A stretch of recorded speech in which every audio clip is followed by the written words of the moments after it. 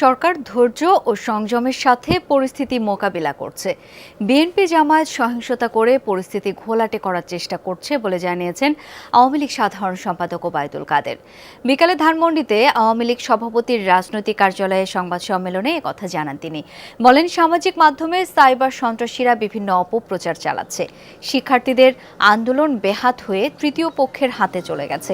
এই অশুভ শক্তির তৎপরতা আওয়ামী লীগ সফল হতে দিতে পারে না বলেও জানান তিনি। সংঘাত বা সংঘর্ষ হতে পারে, প্রধানমন্ত্রীর নির্দেশে এমন কর্মসূচি এড়িয়ে চলছে আওয়ামী লীগ।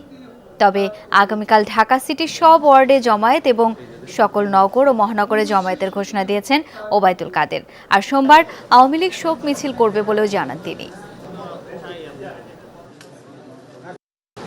আগামীকাল নতুন করে প্রোগ্রাম দিয়েছে। ঢাকা সিটির সব ওয়ার্ডে ওয়ার্ডে জমায়েত এবং বাংলাদেশের সকল জেলা ও মহানগরে জমায়েত।